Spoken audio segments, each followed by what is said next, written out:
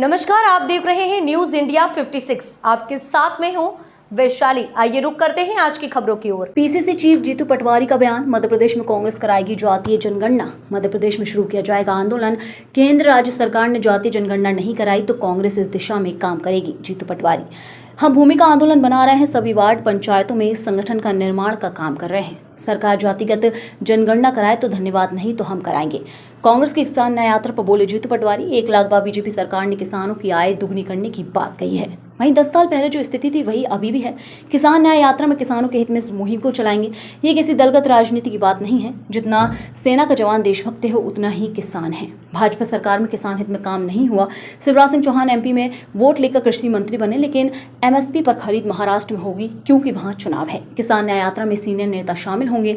20 सितंबर को सरकार की आंखें खोलने के लिए हर जिले में कलेक्टर कार्यालय जाएंगे। ट्रैक्टर लेकर निकलेंगे किसान और कांग्रेस नेता कार्यकर्ता। कमलनाथ, दिग्विजय सिंह, उमंग सिंगार समेत सभी बड़े नेता अलग अलग जिलों के नेतृत्व कर वहीं परिसीमन पर बोले जीतू पटवारी। राजनीतिक फूट और दुर्भावना अगर इसमें हुई तो ये ठीक नहीं होगा।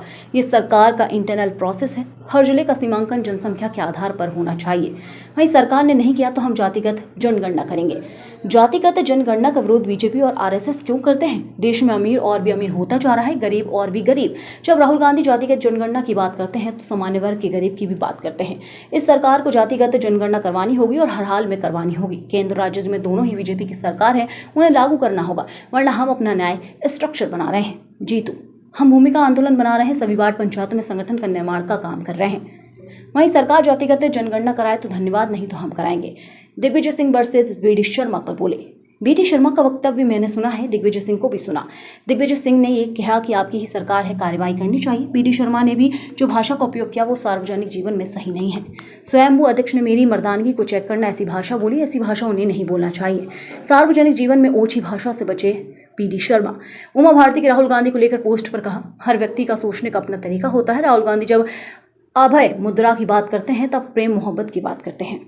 अधिकारियों द्वारा सड़कों के निरीक्षण पर बोले, धन्यवाद, अब सरकार जागी। गड्ढों के कारण 100 से 200 मौतें हो चुकी हैं। राजनीतिक ना हो, परिसीमन तो ठीक रहेगा। वहीं सेम पित्रोदा के राहुल गांधी को लेकर बयान पर बोले पटवारी। राहुल गांधी की इमेज को डैमेज करने अरबों करोड़ रुपए खर्च करके खराब की गई है। राहुल गांधी डरते नहीं है। एकमात्र राहुल गांधी है जिन्होंने कश्मीर से कन्याकुमारी तक पदयात्रा की। वो एकमात्र नेता है जो पत्रकार, मिडिल क्लास, गरीब, किसान, ड्राइवर की बात करते हैं। अब तो बीजेपी के भी कई नेता भी इस बात को मानने लगे हैं। सिंगरौली रिश्वत कांड को लेकर साधा सरकार पर निशाना। ये माफियाओं की सरकार है, रिश्वत का बोलबाला रहेगी। अधिकारियों कर्मचारियों की नियुक्ति रिश्वत से हो रही है। सिंगरौली में जो घटना हुई, पैसा हर स्तर पर लिया जा रहा है। नहीं, बात यह है कि राहुल गांधी जी जब जातिगत जनगणना की बात करते हैं तो क्यों करते हैं? भारतीय जनता पार्टी के लोग इसको का विरोध करते हैं, आरएसएस के लोग इसका विरोध करते हैं, तो क्यों करते हैं? इस देश में अमीर अमीर और गरीब गरीब होता जा रहा है। जब हम जातिगत आधार पर, धार्मिक आधार पर रिश्ते स्वाभाविक एक दूसरे की शादी ब्याह करते हैं, आपस में जीवन जीने की शैली बनाते हैं, तो कौन सी समाज के लोग आर्थिक इस देश में 70 साल 75 साल बाद संपन्न हुए, कौन से समाज के नहीं हुए, ये जानना तो अधिकार है। इस देश में राहुल गांधी जब जातिगत जनगणना की बात करते हैं तो वो एसटी, एससी, ओबीसी के साथ साथ अपर कास्ट के गरीब की बात भी करते हैं।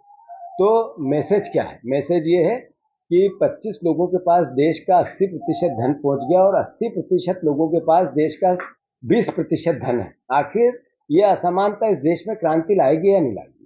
तो राहुल गांधी जी इस देश की एकता, अखंडता, संपन्नता, समानता, इसकी बात करते हैं। जातिगत जनगणना इस सरकार को करानी पड़ेगी, हर हालत में करानी पड़ेगी। अगर नहीं कराएंगे तो ये आंदोलन और तेज होगा।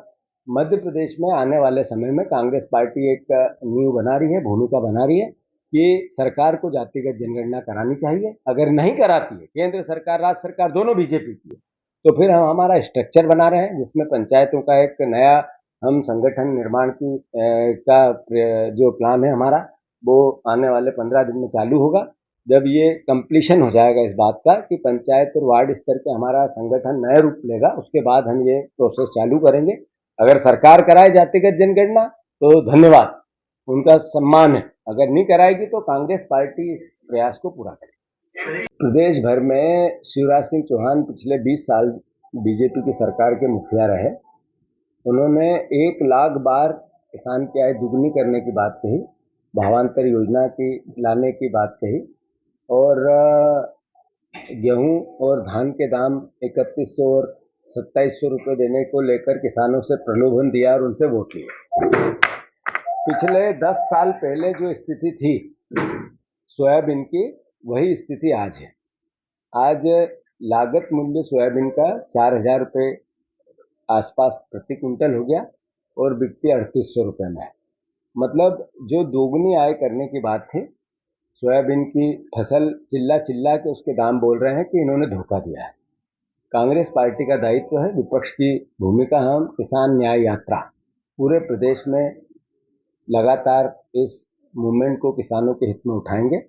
मैं किसान भाइयों से आग्रह करता हूं, प्रार्थना करता हूं कि ये दलगत राजनीति का विषय नहीं है, ये आपके बच्चों के भविष्य का विषय है, इस देश के मर्म का विषय है।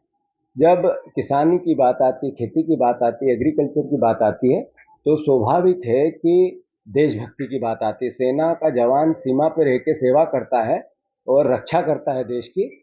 हम सब चैन से सोते हैं, उसी जवान को अनाज। इस खबर में फिलहाल इतना ही। आगे की तमाम अपडेट्स जानने के लिए जुड़े रहें न्यूज़ इंडिया 56 के साथ। नमस्कार।